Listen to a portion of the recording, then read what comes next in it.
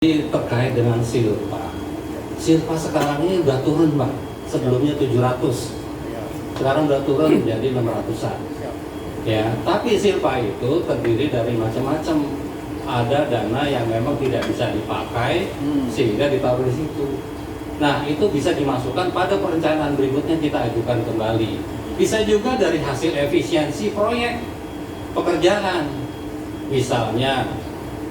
Misalnya nih ya, contoh ada sebuah proyek 1 miliar, kemudian ketika dilelang harganya 800 juta, kan masih ada sisa 100. Nah 100 itu masuk silpa, begitu ya, itu contohnya. Kemudian ada juga yang karena gagal lelang.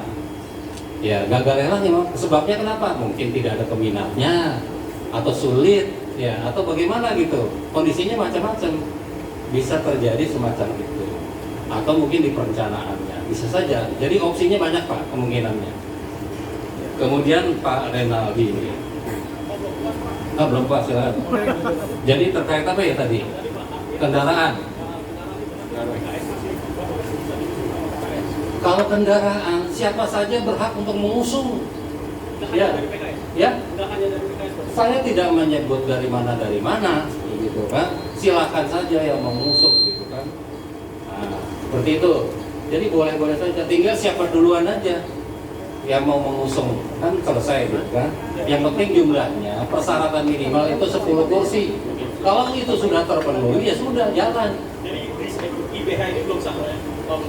Saya tidak tahu, karena saya tidak masuk ke sana dan tidak bertanya dengan IBH, bukan kapasitas saya. Ya. Oke, sip. Kemudian yang berikutnya yaitu terkait dengan pertanyaan dari Renaldinius saja anggota Jakarta. Pertanyaan Bang Rahmat. Nah, ini Bang Rahmat ini terkait dengan ASN, katanya berkotak-kotak. Setuju, benar. Ya, mana Pak Rahmat mana? Benar ya Pak Rahmat, memang betul ASN itu terkotak-kotak.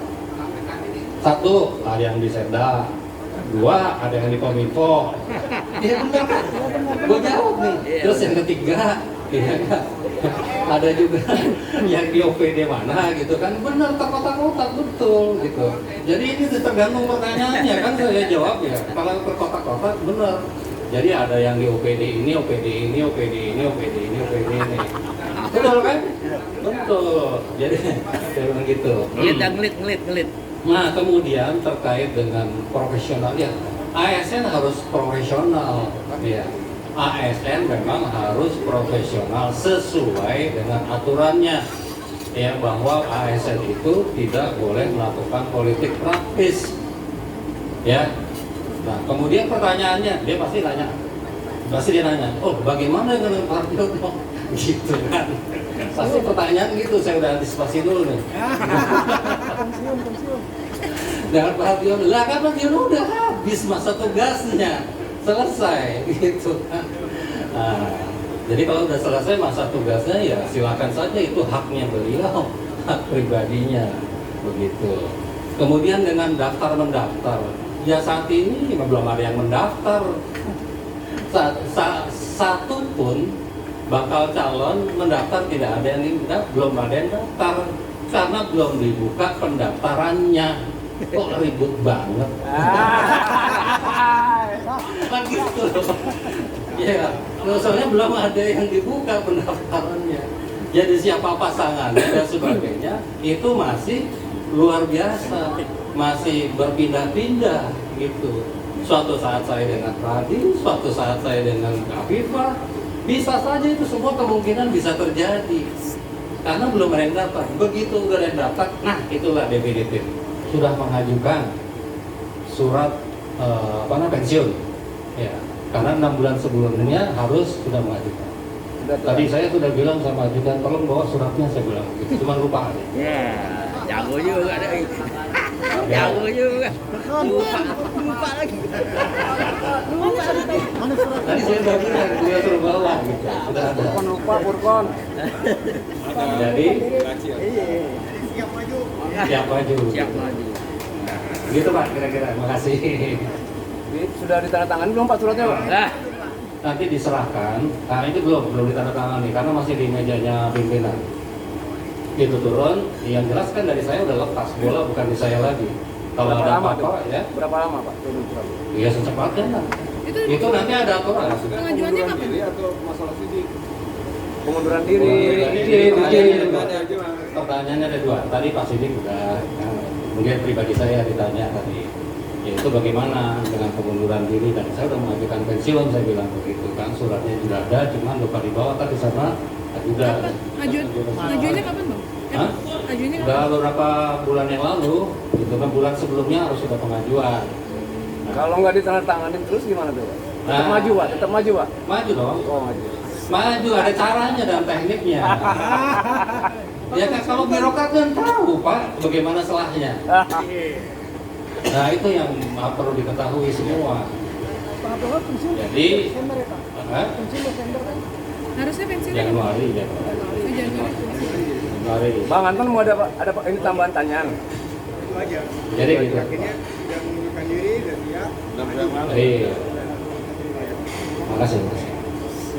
Dan, terkait dengan pertanyaan Mbak Betty, terkait dengan internet, pada prinsipnya kalau untuk masyarakat miskin itu diperkenankan, boleh, ya, kecuali digratiskan untuk area komersil, nanti nggak boleh, ya nggak? Jadi kalau selama untuk kegiatan sosial dan masyarakat miskin itu ada posnya diperbolehkan dan sudah barang tentu dibahas sama-sama nantinya. Ya, kemudian terkait dengan itu termasuk internet, kuota dan sebagainya.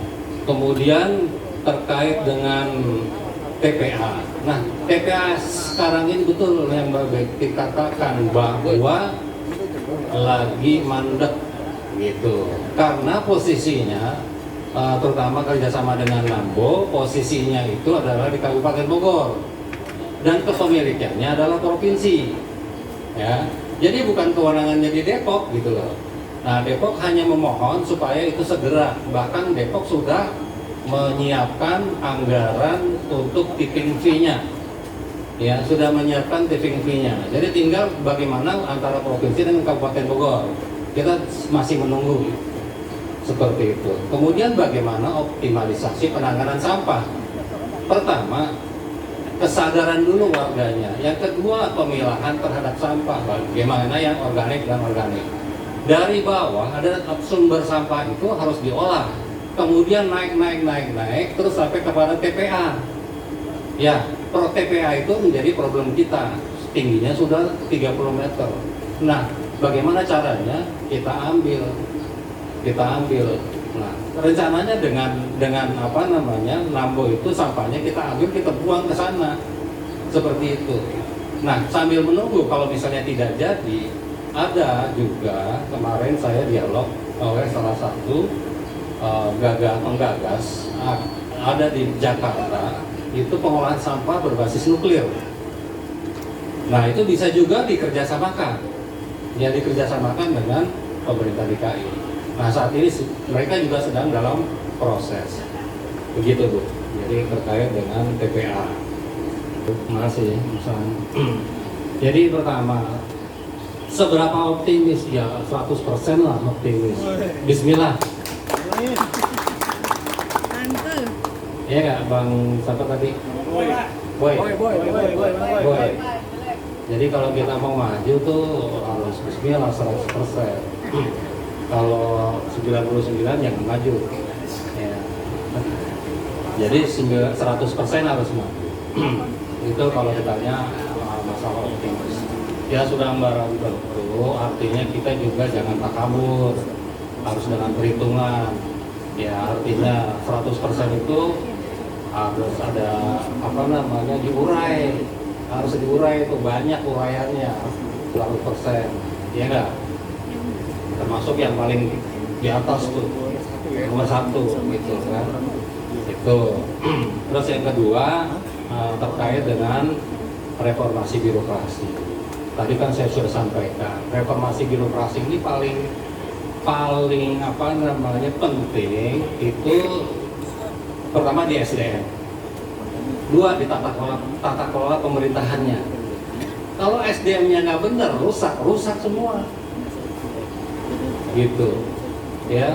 Jadi bagaimana kita akan membangun pemerintahan yang baik, pemerintahan yang clean, itu nggak akan jalan kalau SDM-nya tidak konsekuen dengan itu. Nah, sudah barang tentu ini kepada siapa SDM, kita urai lagi. Dari top manajemen, ya, top manajemennya punya nggak komitmen itu, gitu loh.